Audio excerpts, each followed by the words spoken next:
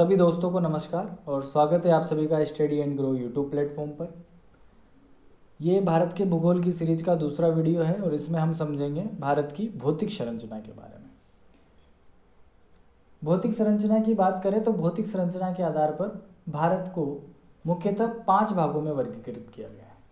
वो 5 भाग कौन से हैं? पहला है हिमालय पर्वतीय क्षेत्र, दूसरा है विशाल मैदान, तीसरा है प्रायद्वीपीय पठारी भाग, फोर्थ है मरुस्थल या फिर जो थार का मरुस्थल भी इसको कह सकते हैं, मरुस्थल, और पांचवा है तटीय मैदान। हिमालय पर्वतीय क्षेत्र जो उत्तरी भाग है, जो मुख्यतः पहाड़ी भाग है, इसलिए उसको पर्वत की श्रेणी में रखा गया है। इसमें आ जाता है जम्मू कश्मीर, उत्तराखंड, हिमाचल वाला भाग और साथ में पूर्वांचल की पहाड़ियाँ। अगर हिमालय पर्वतीय क्षेत्र को देखें तो हिमालय पर्वतीय क्षेत्र का निर्माण टर्शियरी युग में हुआ है, टर्शियरी युग में। और हिमालय पर्वत एक नवीन वलित पर्वत का उदाहरण है, नवीन वलित पर्वत।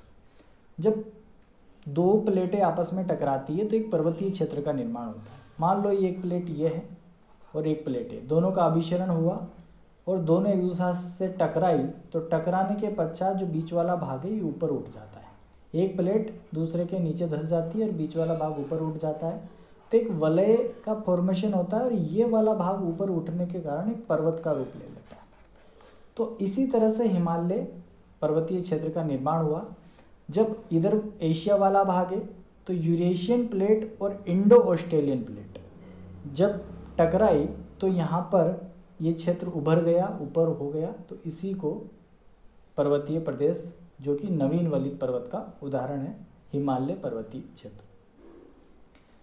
मैदानी भाग बीच वाला भाग है, जहाँ पर गंगा नदी तंत्र, ये यमुना नदी तंत्र की हम बात करेंगे, तो यहाँ पे नदियों वाला क्षेत्र है जिन्होंने मैदानों का निर्माण किया, इसलिए इनको मैदानी क्षेत्र की कैटेगरी में रखा गया है। प्रायद्वीपीय पठार का क्या मतलब है कि प्रायद्वीपीय का मतलब होता है ऐसा भूखंड वाला क्षेत्र जो तीनों तरफ से पानी से घिरा हो। अगर दो शब्द आते हैं, एक तो द्वीप, एक तो होता है द्वीप, एक होता है प्रायद्वीप।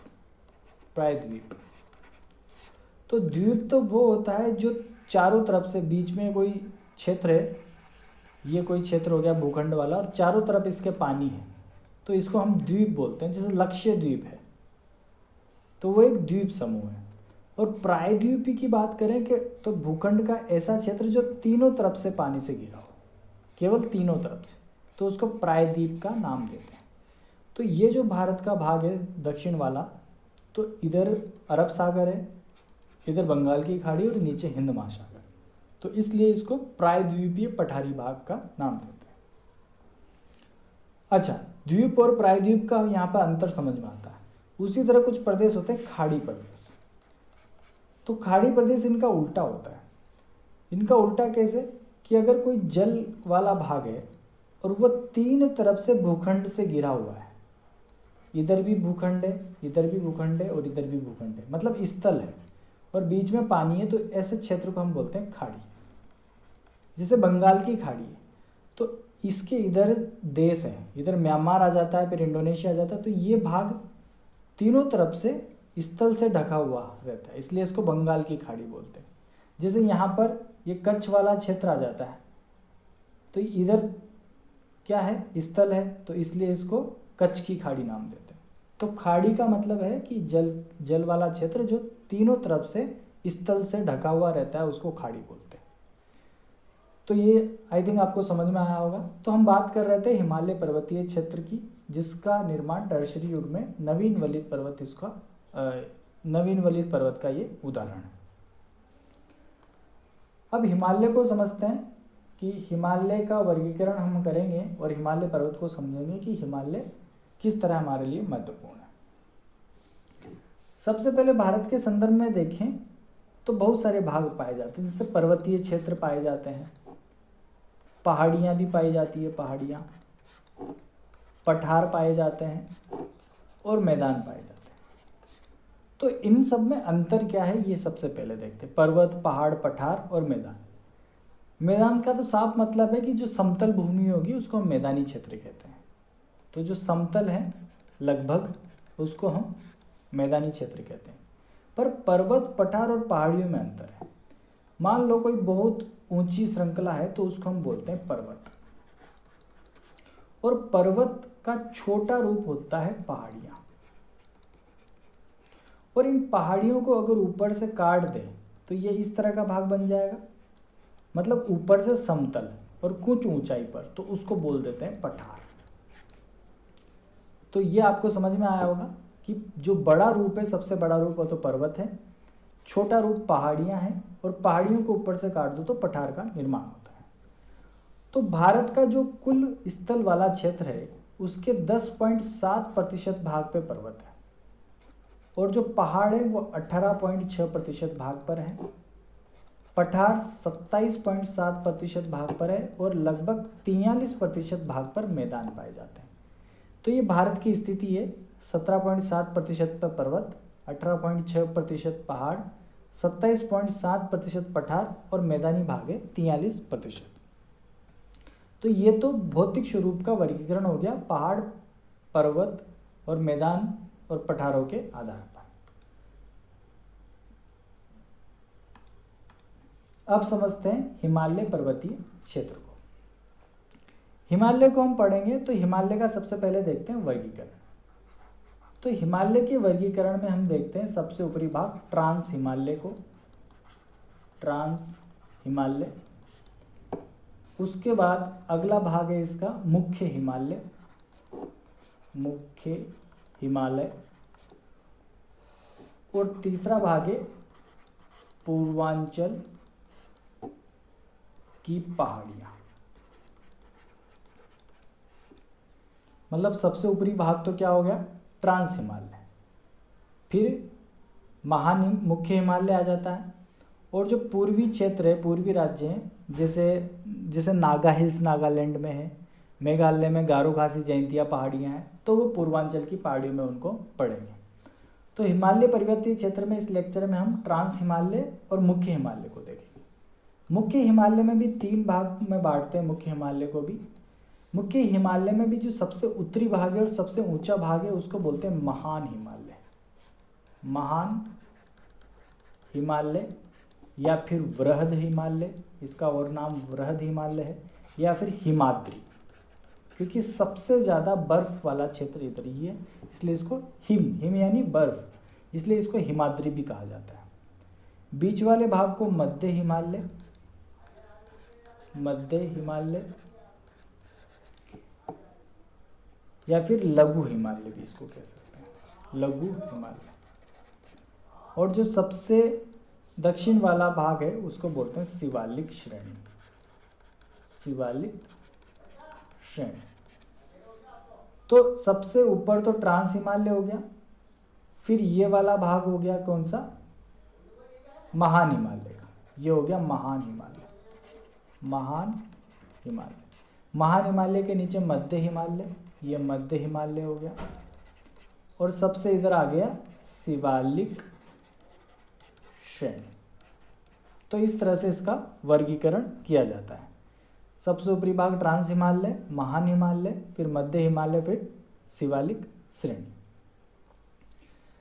तो इन सब की बात करें तो ये सबसे ऊपर वाला है ट्रांस हिमालय, ट्रांस हिमालय। और जो ट्रांस हिमालय और महान हिमालय के जो बीच वाला क्षेत्र है, कौन सा क्षेत्र है, ट्रांस हिमालय और वृहद हिमालय के बीच वाला क्षेत्र, ये वाला क्षेत्र। तो इस वाले क्षेत्र को बोलते हैं सचर जोन। क्या नाम ध्यान रखना है अपन को, सचर जोन। सचर जोन बोलते हैं ट्रांस हिमालय और महान हिमालय के बीच के क्षेत्र को। और महान हिमालय और मध्य हिमालय के बीच के वाले क्षेत्र को क्या बोलते हैं, महान हिमालय और मध्य हिमालय के बीच वाले क्षेत्र को, इसको बोलते हैं main central thrust, main central thrust. उसी तरह मध्य हिमालय और शिवालिक श्रेणी के बीच वाले क्षेत्र को बोलते हैं, इस वाले क्षेत्र का क्या नाम है, इस वाले क्षेत्र का नाम है मेन सीमांत दर्रा, मेन सीमांत दर्रा। तो हमने क्या देखा, सबसे ऊपरी भाग ट्रांस हिमालय, फिर महान हिमालय, फिर मध्य हिमालय, फिर शिवालिक श्रेणी। ट्रांस हिमालय और महान हिमालय के बीच वाले क्षेत्र को सचर जोन, महान हिमालय और मध्य हिमालय के बीच वाले क्षेत्र को मेन सेंट्रल थ्रस्ट, और मध्य हिमालय और शिवालिक श्रेणी के बीच वाले क्षेत्र को मेन सीमांत दर्रा। तो ये चीज हमको ध्यान रखनी है। महान हिमालय कौन सा वाला भाग है, वृहद हिमालय भी इसको कहते हैं, हिमाद्री भी इसको कहते हैं, ठीक है। तो ये तीनों पॉइंट हमको ध्यान रखने हैं। और ट्रांस हिमालय में देखें तो ट्रांस हिमालय में मुख्य चोटियां आ जाती है, एक तो काराकोरम, काराकोरम सबसे ऊपर काराकोरम है, फिर लद्दाख श्रेणी आ जाती है, लद्दाख के नीचे आ जाता है जास्कर श्रेणी, और उसके नीचे आ जाता है पीर पंजाल श्रेणी, पीर पंजाल श्रेणी। तो सबसे ऊपरी भाग है ट्रांस हिमालय, उसकी 4 श्रेणियां हमें ध्यान रखनी है, काराकोरम, लद्दाख, जास्कर, पीर पंजाल, ठीक है।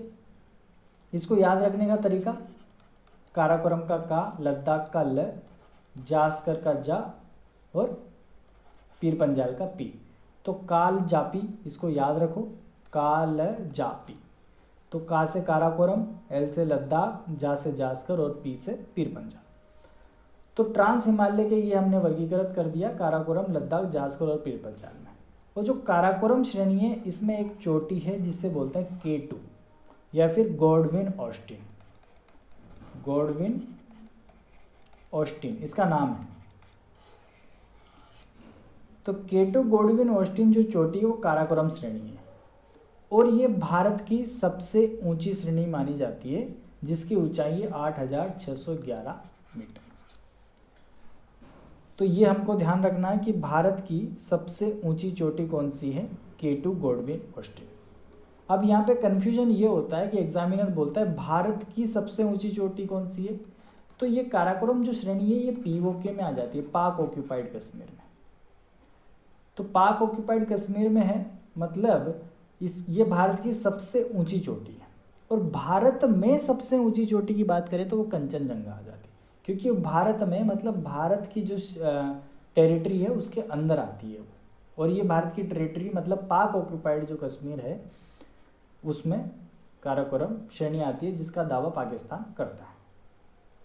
तो आगे बढ़ते हैं और आगे समझते हैं महान हिमालय को, कि वृहद हिमालय, महान हिमालय जिसको हिमाद्री नाम दिया, उसकी क्या महत्वपूर्ण भूमिका।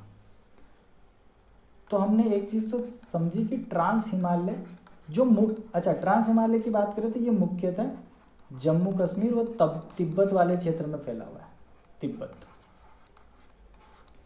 और इसकी चोटियाँ हमने देखी, काराकोरम, काराकोरम जिसमें K2 चोटी है,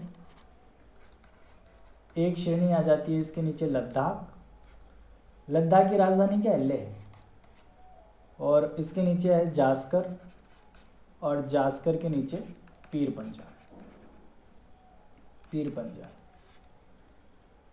और लद्दाख की सबसे ऊंची चोटी है माउंट राकापोसी, माउंट राकापोसी। तो माउंट राकापोसी लद्दाख की सबसे ऊंची चोटी है।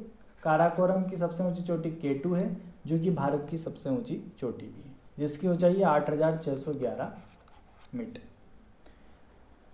तो ये तो होगी ट्रांस हिमालय की बात। ट्रांस हिमालय के नीचे आ जाता है वृहद हिमालय या फिर महान हिमालय। तो महान हिमालय और वृहद हिमालय में जो महत्वपूर्ण पर्वत चोटियां हैं, जैसे कंचनजंगा इसी में पाई जाती है, कंचनजंगा, नंगा पर्वत हो गया, नंगा पर्वत श्रेणी, Nanda Devi hills, Mount Everest, Mount Everest जो संसार का सबसे ऊंचा पर्वत शिखर है, माउंट एवरेस्ट, जो कि नेपाल में है, और नेपाल में इसको सागर माथा के रूप में जाना जाता है, सागर माथा। ये कहाँ पे बोलते हैं इसको, नेपाल में। तो ये सारी पर्वत श्रेणियाँ पाई जाती है महान हिमालय में। तो इस तरह हम एक बार इसको देखें तो ये है महान हिमालय, ये महान हिमालय पर्वत श्रेणी होगी। तो इसकी बात करें तो ये उत्तराखंड वाला जोन है, उत्तराखंड वाला क्षेत्र। तो उत्तराखंड में कौन सी पर्वत श्रेणियाँ हैं? एक महत्वपूर्ण पर्वत आता है जिसका नाम है बंदरपूंछ पर्वत। बंदरपूंछ पर्वत कहाँ पर है? उत्तराखंड में। बंदरपूंछ पर्वत के समीप एक और पर्वत है जिसका नाम आ जाता है कामेट पर्वत। क्या नाम है? कामेट पर्वत। कामेट पर्वत से और आगे चले तो एक और पर्वत श्रेणी आ जाती है जिसका नाम है नंदा देवी। नंदा देवी। तो उत्तराखंड में बंदरपूंछ पर्वत, कामेट पर्वत और नंदा देवी पर्वत, तीन महत्वपूर्ण पर्वत है, तीनों को ध्यान रखना है, बंदरपूंछ, कामेट और नंदा देवी।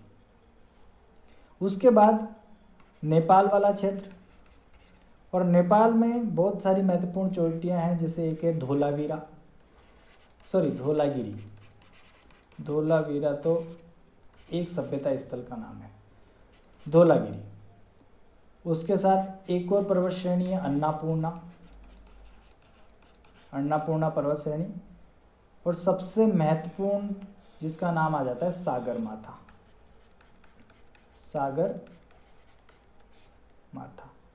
जिसे माउंट एवरेस्ट कहा जाता है। उसके साथ और भी पर्वत श्रेणी जैसे मेकालू पर्वत हो गया, मनसालू पर्वत हो गया, मनसालू। तो मनसालू, मकालू, सागरमाथा, धौलागिरी और अन्नपूर्णा, ये सब क्या है? पर्वत श्रेणियाँ हैं। और किस में आ रहे हैं ये सब? वृहद हिमालय में। क्योंकि वृहद हिमालय की बात करें तो यहाँ पर ये कश्मीर वाला क्षेत्र है। भारत का नक्शा देखें रफली, तो ये कश्मीर, फिर इधर पूर्वांचल आ जाएगा। तो ये पूरा क्षेत्र में फैला हुआ है महान हिमालय, जिसकी महत्वपूर्ण चोटियाँ अपन देख रहे हैं। उसके बाद नेपाल वाला क्षेत्र खत्म होने के बाद सिक्किम आता है, और सिक्किम में हमें एक चोटी का नाम ध्यान रखना है, वो है कंचनजंगा। कंचनजंगा पर्वत श्रेणी जो कहाँ है? सिक्किम में। उसके बाद आगे चलते हैं तो अरुणाचल प्रदेश आ जाता है, और अरुणाचल प्रदेश में हमें एक और पर्वत श्रेणी का नाम याद रखना है, नामचा बरवा पर्वत। ये कहाँ है? अरुणाचल प्रदेश में। तो ये महान हिमालय के भाग हैं। उत्तराखंड में पर्वत श्रेणियाँ बंदरपूंछ, कामेट, नंदा देवी। नेपाल में धौलागिरी, अन्नपूर्णा, मनसालू, सागरमाथा, मकालू। और सिक्किम पाई जाती है कहाँ पर? सिक्किम में पाई जाती है कंचनजंगा, और अरुणाचल प्रदेश में नामचा बरवा पर्वत। तो इस तरह से भारत के भौतिक स्वरूप में हमने वृहद हिमालय और ट्रांस हिमालय को देखा। इसके बाद आगे देखें तो वृहद हिमालय के बाद अगला जो क्षेत्र है वो कौन सा आ जाता है? वो आ जाता है मध्य हिमालय का। मध्य हिमालय, या फिर जिसको हम लघु हिमालय कहते हैं, लघु हिमालय। तो मध्य हिमालय और लघु हिमालय में हमें क्या याद रखना है कि यहाँ पर बहुत सारे घास के मैदान पाए जाते हैं। किसके मैदान पाए जाते हैं? घास के मैदान। और यहाँ पाए जाने वाले घास के मैदान को स्थानीय भाषा में मर्ग कहा जाता है। क्या कहा जाता है? मर्ग। जैसे कि सोनमर्ग, गुलमर्ग। और जो महत्वपूर्ण घूमने लायक पर्यटन स्थल है वो भी इसी क्षेत्र में पाए जाते हैं। उदाहरण के तौर पर कौन से क्षेत्र की हम बात कर रहे हैं? एक तो शिमला की, कुल्लू हो गया, मनाली हो गया, कुल्लू, मनाली, मसूरी, नैनीताल हो गया, डलहौजी प्रदेश हो गया, रानीखेत हो गया, आदि जो प्रदेश है, ये सारे प्रदेश जहाँ जो पर्यटन के में महत्वपूर्ण भूमिका निभाते हैं। पर्यटन, तो जहाँ पर पर्यटन काफ़ी अधिक है वो मध्य हिमालय वाला भाग है। उसके बाद अगला क्षेत्र आ जाता है शिवालिक श्रेणी, या फिर इसको बाह्य हिमालय भी बोलते हैं, बाह्य हिमालय। तो शिवालिक श्रेणी में बहुत सारी घाटियाँ पाई जाती हैं, और इन घाटियों का कुछ नाम है वो हमें ध्यान रखना है। इनको पश्चिम में बुलाते हैं दून। क्या बुलाते हैं? दून। और पूर्वी क्षेत्र में इनको बुलाते हैं द्वार। द्वार जैसे हरिद्वार हो गया, और दून जैसे देहरादून, देहरादून, पाटली दून हो गया। तो किसको बुलाते हैं? घाटी प्रदेश को। तो घाटी प्रदेश को पश्चिमी भाग में दून के पुकारते हैं, और ये दून एक स्थानीय नाम है। और पूर्वी भाग में द्वार के पुकारते हैं, जैसे हरिद्वार नाम हो गया, देहरादून, पाटली दून। तो ये विशेषता है शिवालिक श्रेणी या फिर बाह्य हिमालय की।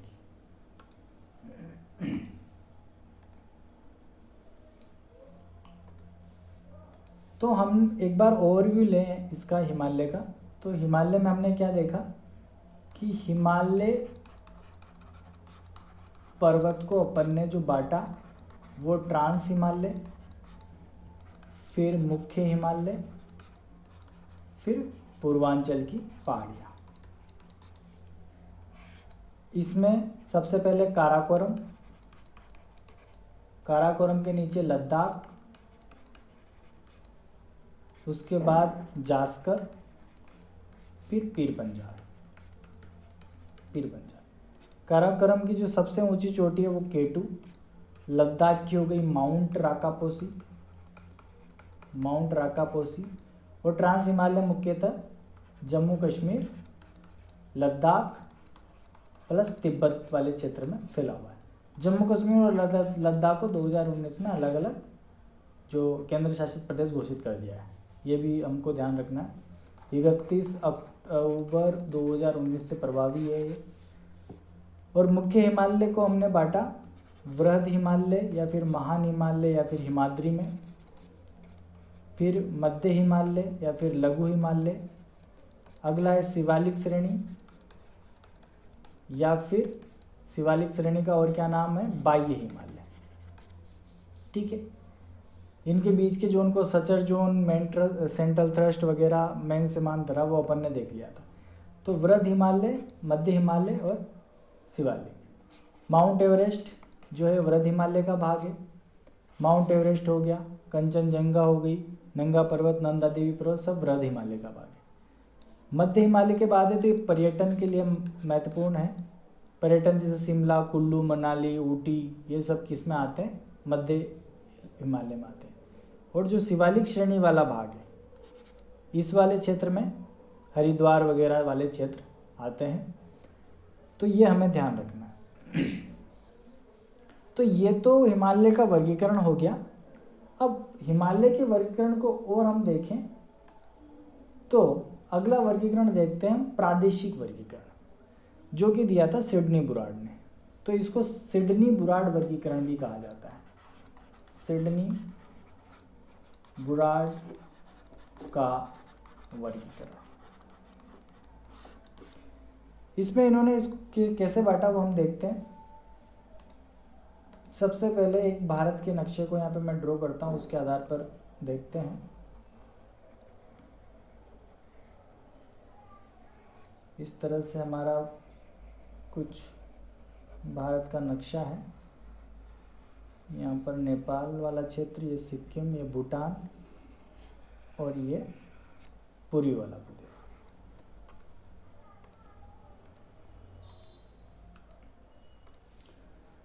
तो सिडनी बुराड़ ने जो प्रादेशिक वर्गीकरण किया है, ये किया है पश्चिम से पूर्व की ओर। ये पश्चिम भाग है, पश्चिम से पूर्व की ओर किया है। जो पुराना वाला, पिछला वाला वर्गीकरण अपन देख रहे थे, उसमें ऊपर से नीचे चल रहे थे। ऊपर कौन सा भाग था? ट्रांस, फिर आता है महान हिमालय, फिर मध्य, फिर शिवालिक।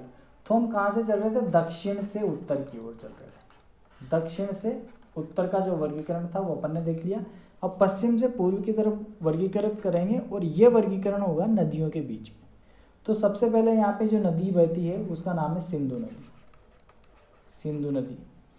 सिंधु नदी के बाद यहाँ पर एक नदी बहती है जिसका नाम है सतलज नदी। सतलज नदी। सतलज नदी के बाद यहाँ आगे एक और नदी आती है काली नदी। काली नदी के बाद यहाँ पे एक नदी आती है जिसका नाम है तीस्ता नदी। और यहाँ पर एक और नदी है जिसका नाम है दिहांग नदी। तो प्रादेशिक वर्गीकरण में हम यही देखेंगे कि हिमालय को कहाँ कहाँ पर वर्गीकृत किया गया है। तो सिंधु नदी और सिंधु से सतलज नदी का जो बीच वाला हिमालय वाला भाग है, बीच का जो हिमालय वाला भाग है सिंधु से सतलज का, इसको नाम दिया गया पंजाब हिमालय। पंजाब हिमालय या फिर कश्मीर हिमालय, कश्मीर हिमालय, क्योंकि यहाँ पर प्रादेशिक क्षेत्र पंजाब आ जाता है और कश्मीर आ जाता है, तो इसका नाम है पंजाब हिमालय या फिर कश्मीर हिमालय। अच्छा, अब यहाँ पर जो खेती की जाती है मुख्यतः वो की जाती है जाफरान की खेती। जाफरान जो केसर है उसकी खेती की जाती है इस वाले प्रादेशिक क्षेत्र में। तो हम पश्चिम से पूर्व की तरफ चल रहे हैं, तो पहला वाला जो हिमालय का भाग हो गया वो पंजाब हिमालय या फिर कश्मीर हिमालय, जहाँ पे जाफरान की खेती की जाती है। और इसकी दूरी की बात करें तो ये 560 किलोमीटर में ये क्षेत्र फैला हुआ है। उसके बाद अगला वाला क्षेत्र आ जाता है सतलज से काली नदी के बीच वाला क्षेत्र, जिसको हम बोलते हैं कुमायूं हिमालय। तो कुमायूं हिमालय है सतलज से काली के बीच में, और ये जो दूरी है ये 320 किलोमीटर की दूरी। अगला क्षेत्र है काली नदी से तीस्ता नदी के बीच वाला क्षेत्र, जिसको हम बोलते हैं नेपाल हिमालय, नेपाल हिमालय, और ये फैला हुआ है 800 किलोमीटर। जो माउंट एवरेस्ट है वो इसी क्षेत्र का हिस्सा है। अगला है काली नदी से तीस्ता नदी के बीच में हमने देख लिया नेपाल हिमालय। अब तीस्ता से दिहांग के बीच वाला जो क्षेत्र है ये लगभग 750 किलोमीटर का क्षेत्र है, इसको बोलते हैं असम हिमालय, असम हिमालय। तो ये सिडनी बुराड़ का प्रादेशिक विभाजन है। पहले पंजाब हिमालय, पंजाब, फिर कुमायूं, फिर नेपाल, फिर असम। तो इन्होंने 4 प्रादेशिक भाग में इनको बांटा है और इसको बोलते हैं सिडनी बुराड़ का प्रादेशिक वर्गीकरण।